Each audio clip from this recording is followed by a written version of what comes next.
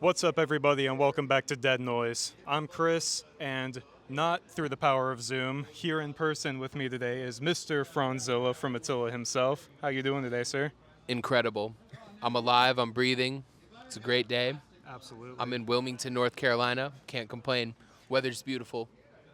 Sold out show at Reggie's tonight. Oh, yeah. Sold out show, by the way. So anytime you're in a band and you have a sold out show, it's a pretty fucking good sign. Oh, yeah. So, Wilmington always has pretty good crowds, too, so it's going to get rowdy in there. oh, I know. That room is going to go ham tonight. It's going to be sick. So last night was your first headliner of this fall run, and it was in Greenville, South Carolina. How was that as a start to this tour, leading up to the upcoming shows with Hollywood Undead? It was a great start. It was a really fun show, a really, really good crowd, and very loud. You know, sometimes you play like bigger crowds and they're not that loud, and sometimes you play smaller crowds that are really loud. Last night was that crowd, a very loud one. So I'm assuming tonight's going to be louder and even crazier. I'm just happy to be here. I don't know how big the venue was that you played last night, but this is a very intimate venue, Yes. so you're going to hear everybody whether you want to or not. So, I'm excited. How does it feel to be able to kind of have the best of both worlds when you get to play these huge festivals like you played at Rockville, and you got Warped Tour coming up later this year, but then you also get to play intimate shows like this with your hardcore fans? Do you have a preference between the two? That's a question I get asked a lot, and to be honest, both are really cool for their own respective reasons, you know? Like, I tell you what, it's not like there's no adrenaline at the smaller shows, but the adrenaline when you're playing in front of 50,000 people is absolutely insane. So that 50,000 people crowd, like a giant wave of people as far as you can see, is probably like the biggest adrenaline rush that you can get as a human being playing music. So that is just unexplainable. But like you said, it's not intimate. So when we play shows like tonight that are, these smaller venues, sold out, packed wall to wall, it's very intimate. You can kind of reach out and like fist bump everyone, and I don't know. It's cool. It feels more like a party, which I like because we are like a party band. So it fits the vibe. I know some bands kind of take the term party band like as a derogatory term, but I feel like when it comes to you guys, like you wear like a badge of honor, and everyone who uses it in the context of your band, it's in a complimentary way anyway. And from what I've heard, your shows feel like a party anyway. So Of course. Well, you've seen us, so I caught a little bit. you at, know it's a Rockville. party. But yeah, no, totally. I think there's a lot of things that bands talk about that I think are kind of boring. I personally, I'm not a fan of all like the super hyper politically charged music. I understand its role like in this world, and I'm not dogging on it, but I think the whole concept behind Attila is that people need a release from the bullshit in the world, and people do want to party, and every type of music evicts a different emotion from everyone. And when I hear heavy metal or like death metal or deathcore or metalcore, whatever you want to call it, when I hear this type of music, it makes me want to fucking party. Like, so I'm just simply singing the songs based on how it makes me feel. And I don't know. I mean, I'm happy no one else is doing it because apparently a lot of people agree with us. That's why this show's sold out, and people come here to party, have some beers, forget about the stressful day they've had at work, and have some fun with Attila. So I love being the party band, and behind the scenes we're the most professional band you'll ever see. So it's not like a reflection of our work ethic. We work very hard and we party very hard, and it's fun. You can do both. You're very good at doing both because you have so many different streams of revenue. Just with you personally, you have a lot of different businesses. Of course. You're a very hard worker, and I feel like you don't kind of you almost don't get the credit you deserve in that respect because of the stigma with being a party band of Agreed. a band like Attila. But yeah, from what I've seen on the outside looking in, you definitely come off as a very hard worker. I mean, it takes a lot to do all those businesses. Of course, of course. You know, the key to success is multiple sources of income. If you can create at least 10 sources of income, you're generally speaking, you're going to be okay. So that's kind of how I've lived my life since I was very young. Like even before I was an adult, I always had multiple sources of income and kind of learned to work on my own. So you know, I agree. I don't get the respect I deserve, but also I really don't care if what people think about me. I don't care if people respect me. It doesn't really bother me either way. I'm a very grateful person, and I think gratitude is the most important trait a human being can have. So I think, you know, at the end of the day, it's not about what other people think of me. It's what I think of myself, and I love myself, and I'm grateful, and I love my family, and I'm happy to be here. So that's what makes you successful. Oh, for sure. And right when I walked through the doors earlier this afternoon, I was told to ask you about crypto. So I'm not very familiar with that. I'm not an investor in that type of thing. So what do you like about crypto? What I like about crypto is it's kind of like a big middle finger fuck you to the system. You know, the point of crypto is that it's not attached to the government. It's its own entity, and you know, I think crypto gets a bad stigma because there are a lot of like scams and weird shit going on in crypto. But I think crypto also at the same time is a beautiful thing that provides freedom. Like, you know, so I'm just a big fan of it. I'll be transparent. It's not like you know, all my eggs are in one basket. Crypto is just a small part of my big system. Oh yeah, I So, can imagine. You know. And this has been a big year for Attila through my eyes. You had that really stacked tour in the spring with Butcher Babies and Nathan James and Dead and Dealer. You had the festivals in the late spring, early summer. Now you've got these shows with Hollywood Undead. I'm assuming you've played shows with Hollywood Undead, like aside from festivals. We did a full tour with Hollywood Undead in Europe, and it was probably one of my favorite tours of my lifetime. I'm not gonna lie. Oh, wow. I'm talking like 4,000 people minimum a night, every night, just insane concerts, and all the guys in Hollywood Undead are some of the best people I've ever met, and we're still very close friends to this day. So the fact that, you know, in 2 days we get to start a small run with Hollywood Undead is awesome because we get to reconnect with our friends and spend time with them, and that's really cool. And are you familiar with the other bands on the bill, like Point North and Zero or So anyone like that? I am familiar with them, but I think they're playing like different dates, like not the same dates. I think we're playing those two, and then we drop off and they come on. So That's right. yeah. Those flyers sometimes are really confusing. And I get with it all why the it's different done because, you know, symbols. the more, yeah, exactly, the triangle and the circle or the square or whatever, you know. It's like the Ticketmaster queue when it's like, oh, choose all the images that have a car in them. It feels like that. Yeah, no, totally. And correct me if I'm wrong, but doesn't this year mark 20 years of Attila since the founding of the band? It does. So we started Attila on, I consider our birthday Halloween because Halloween was our first show, right? Nice. So we started obviously a couple months before, but Halloween 2004 is Attila's first show. So I consider Halloween our birthday. So this Halloween 2025, Attila will officially be, 21 years old. 21. We'll be 21. We'll be allowed to drink finally. And also on October 31st, Halloween, we are releasing a full-length album called Concrete Throne. And I haven't officially announced it, but now it's announced. I was going to ask about that because I've heard for a while that you guys have been working on new music, and your social media, you guys, each of the members have kind of talked about the album in general and what fans can expect. Is there anything, because from the singles that I've heard, like Wasteland and Time Bomb, I don't know if those are going to be part of the album, but there's a level of, not maturity, but evolution sonically that came with those. Is that what fans can expect with the album? Not really. Oh, nice. So actually, I would say compared to the singles we've put out, I would say this album is really, really, really heavy. A lot heavier than.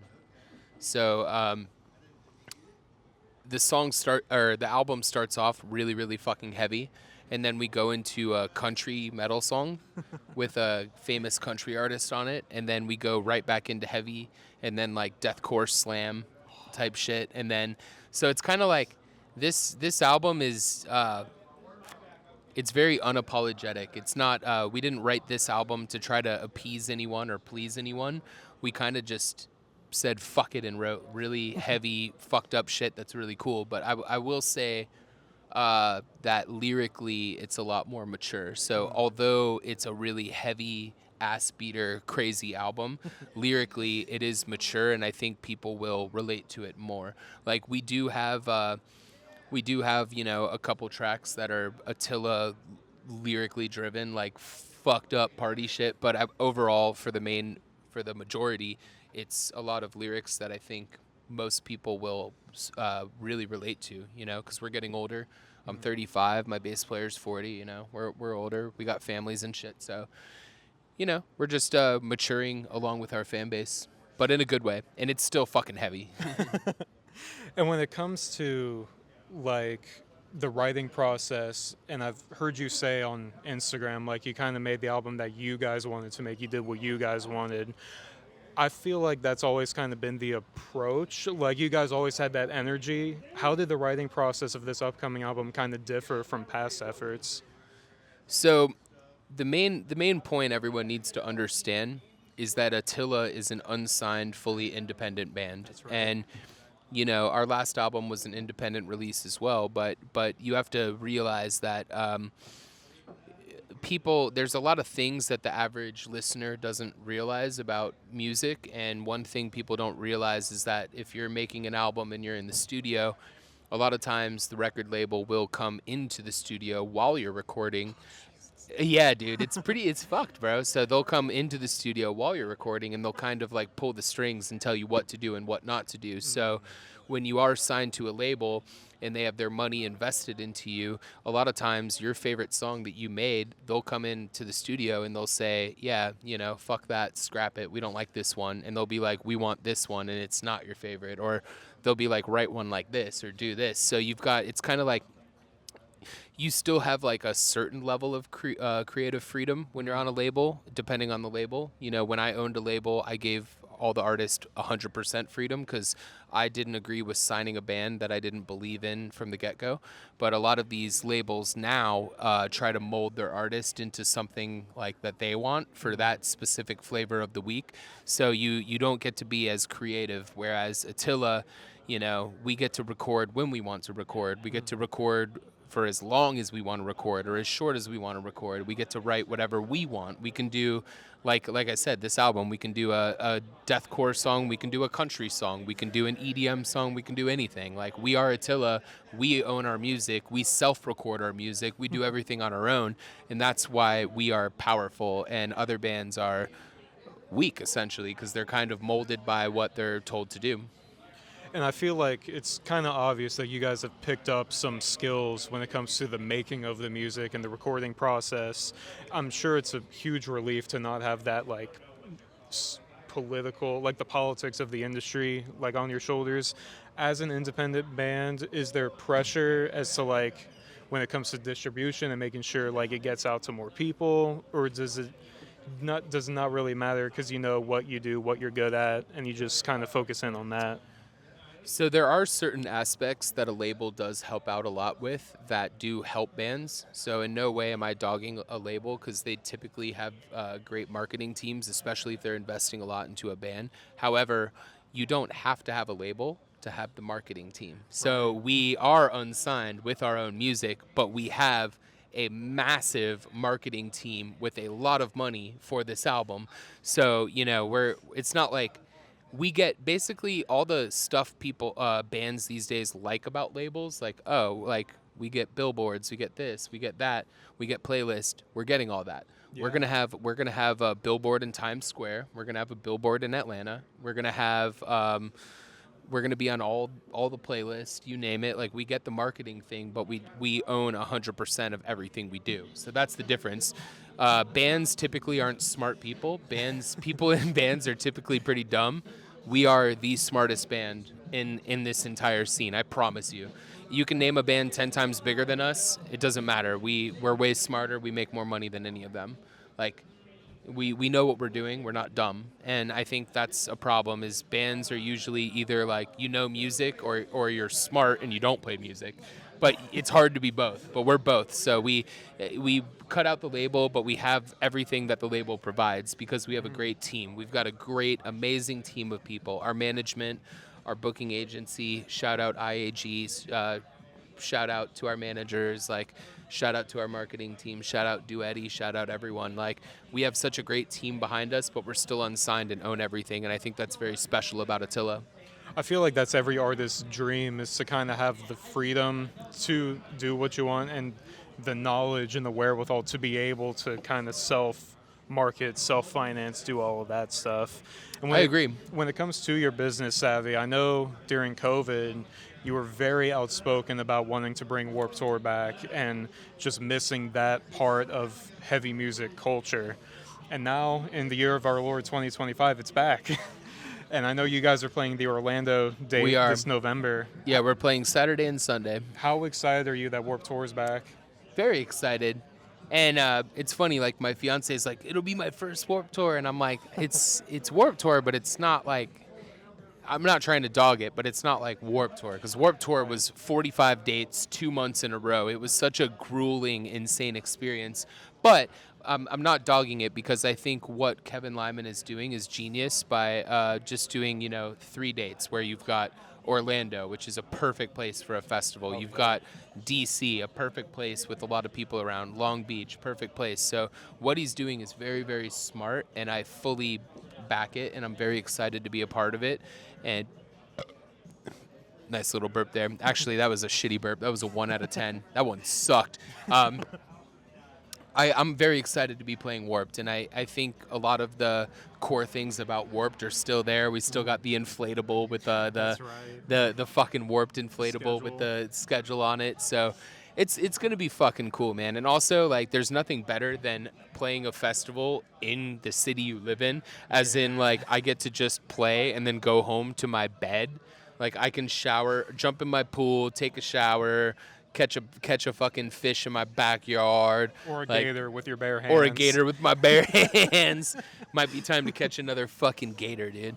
Now, was that the case for Rockville too, or were you on a tour for that? So that was the same case for Rockville. We weren't on a tour, but literally I just hopped in the G-Wagon with all my kids. We ran up to Rockville, which is only about 45 minutes from Orlando. Mm-hmm. Pulled into the NASCAR track, parked right by the stage, had some fun with the family, watched the show, and then packed everyone back in the car and went home and slept in my bed. And that's kind of like, that's low-key kind of the coolest shit you could do is when that happens. Ideal. But, it just depends on where you live. And I'm lucky to live in Florida where there's a lot of cool shit happening. Oh, for sure. Especially Orlando. Central Florida in general has so much stuff going for it with live music and just tourism in general. Yeah. I know a lot of photographers in that scene, and they're all so incredible at what they do. Of course. Have you kept up with the coverage of the Washington, D.C. and the Long Beach dates of Warped Tour? And have you seen like the changes compared to when it was like in its glory? I haven't fully studied it, but I've seen a lot of clips of all the bands playing. And honestly, it really does feel like the authentic, real Warped Tour that we did 10 years ago, So it seems like they kept all the awesome things about Warped. The only difference is that instead of, 45 dates, it's, 3 select cities, which is cool. I like that. Well, it's also real nice being where I live here in North Carolina. Orlando is 9-10 hours depending on the traffic. DC is like with Northern Virginia traffic probably 8 hours. So I could go to either one if the timing's right. I mean, I made Rockville work, so I'm sure. Rockville was so sick this year. Besides the heat. Dude, you played, was it Saturday that you played? I think so, yeah. Dude, that was the worst for me. Yeah, it was brutal. And there was no cell phone reception because that was the same day Linkin Park played, so the entire country was there. Exactly. Oh, my God. I still look back on it with fond memories. That was my first festival. Oh wow. I never got to go to Warped Tour. Whoa, damn. All right, bro. All right. And speaking back to the longevity of Attila and the 20-year legacy, really, there's this new generation of younger artists that are citing you as an influence, whether it's local bands from here that have opened for you in Jacksonville, or even established up-and-comers like Deadlands. They cite you as like your energy, that don't care type of energy. That's what like they base their whole persona off of, and it's helped them through a lot. Do you feel like a type of responsibility, especially because you mentioned getting older? Do you feel like a bit of a role model, or is that not really something in your Of course I feel like a role model. And when I think if you're a band for over 20 years, at that point you're a legacy band, you know, and you've created a mark in the music and your sound. Because you don't become a band for as long as we've become a band by doing like a cookie cutter sound, or, you know, we literally paved our own sound in our own way. Yeah. And it is really fucking cool to see bands inspiring from Attila, and I love that shit. So I love it. I think it's awesome. And it's funny, me and my band were just having a conversation about this. So Deftones just released a new album, which is absolutely phenomenal. And it's kind of crazy because, like, by the way, the bands I'm about to name, I love these bands, but you've got Loathe, one of my favorite bands. You've got Mood Ring, love Mood Ring, great friends of mine. You've got Thornhill. You've got all these bands that clearly are taking heavy influence from Deftones. And not saying that's a bad thing. They're doing it phenomenally, and their music is great. But when you are Deftones, a band that they've been around for probably, 30 years or more? Like 30, 35, something. It's kind of like you see all these young guns making music that kind of sounds like you, and then it's kind of like you got to pull your fucking dick out and slam that shit on the table and fucking show them who's who. You know what I mean? Like, you got to be the fucking dad. Like, it's like, yeah, we're older, but I think that's kind of how we feel like going into this new album that we're about to release. Is like, you know, there are newcomers kind of inspiring from our style and doing, like, when we started and we were mixing rap and metal, everyone thought we were insane. And then now look at the fucking radio. Look at Falling in Reverse, or fucking, I don't even know the name of all these bands. From Ashes to New. Yeah, Dropout Kings, rest in peace, Adam, my best friend, I love you. Mm-hmm. But all these bands, like, you know, inspired from that. But when we started doing rap metal, everyone was like, fuck this, you suck, this sucks. And then, like, it blew up, and it's like, well, we had to eat the shit so that everyone else could eat the fucking cake, you know? So that's a good analogy. Yeah. I like that. Yeah, we had to eat the shit so that they could eat the cake. So we kind of carved the path with that sound, and then now it's popular and it's cool. But you know, I think it just puts more pressure on us to make sure that we release quality music, because there are a lot of people that are doing this style now. Oh yeah. Well, do you feel like it kind of took some audiences a little longer to appreciate the sonic aspects of like your overall music? Like, it was kind of ahead of its time? Because I had a similar conversation with Michael Vampire from Vampires Everywhere. He got a lot of hate back in the early 2010s for using auto-tune in his songs, but it was a tool, not because he couldn't sing. And I think when people see him live now, like, they can realize, oh, he can sing. It was just a tool. Oh yeah, so you know T-Pain, how he invented autotune? Yeah. You know he's one of the best singers on the planet? Yeah, that cover of War Pigs. Bro, he's insane. Oh my God. Like, T-Pain is one of the best singers in the world. Yeah. And people think he sucks because of autotune, but that was, like you said, a tool. So yeah. It's interesting. Do you, when you think back to like 20 years ago, I'm sure every band, I know every classic rock band is like, oh yeah, we didn't know how long we were going to do this. We figured maybe a couple years then find real jobs. I get the feeling that wasn't the path for you. This was all or nothing. So to realize all this time later that you have made it 20 years and that you're still influencing generations of musicians and fans, and you're still making quality music, what's that like? Do you really have a lot of time to reflect, or are you so dialed into the present?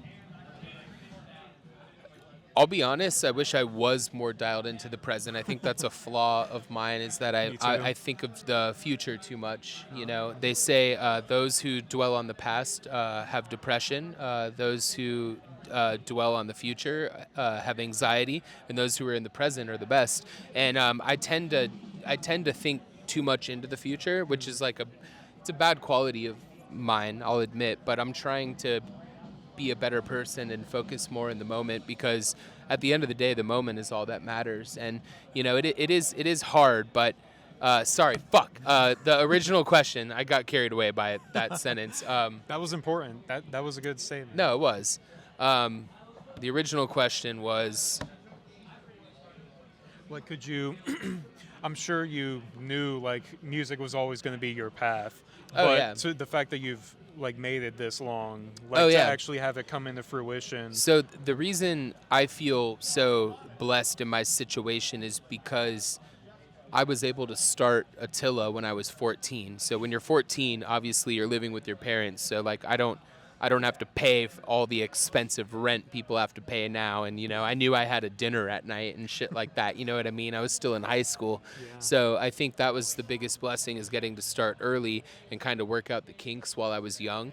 And that's why I like my three sons, I push them so hard to kind of find their calling while they're young, because the younger you start something, the better you'll be and the more you'll succeed if you can start younger. Because dude, fucking imagine like being like 30 years old or something and starting a band from scratch. It's like you need to put all your life, all your time, all your blood, sweat, and tears 24/7 to make a band succeed. So like if you're like a grown ass man trying to do this shit, it's like the rent is still going to be due. You still have to buy the food. You still got to pay the insurance and the car bills and this and that, or fucking whatever, you know? Like that shit this doesn't economy? stop. Yeah, in this economy, like that shit doesn't stop. So, you know, it's better. I'm very lucky to have started as early as I did. And basically the only thing I've known my whole life is Attila, because think about it, when you're 14, you're a kid. Like this homie that's been running around the venue, the promoter's son, I talked with him a lot because he's the same age as my son, and I was happy to talk with him. But, you know, it's crazy. Like, that's the age I was when I started this band, and I'm looking at this kid, and he's so fucking little. I'm like, damn, that was me. But that was me in this band playing this fucking place when I was a tiny little kid, and it's just crazy, man. Like, it's just a wild concept, but Attila is all I've known, so it's kind of just a part of my life. Like, it's, you know, these are my brothers, my family, and it's just our life forever. Do you feel like the old man of the heavy music scene now, or do you still feel as good as you did when you guys started? Oh, I don't if feel not better? old. I don't feel old at all. I think that feeling old is when you kind of like give up, you know? Yep. Like the typical human being in America, let's just say, you know, you're out of college, you got a degree for some shit that you're not even going to use.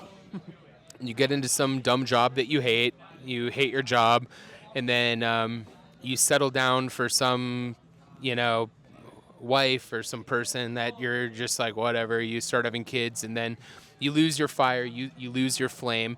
Maybe when you were younger, you wanted to be a fucking race car driver or a rock star. You wanted to be like something cool, an astronaut. And then, you know, you grow older, life weighs down on you, and you become just like that person where you're, instead of your life having color, all of a sudden the color went away and it turns gray. And then I think that's what ages people, is just losing that fire. But the fact that I've gotten to do everything that I love in life, like yes, I'm involved in a lot of projects. Yes, I have my hands full with a lot of businesses, but I refuse to be a part of anything that I don't love. So even though I am busy, everything I do is something that I love so much.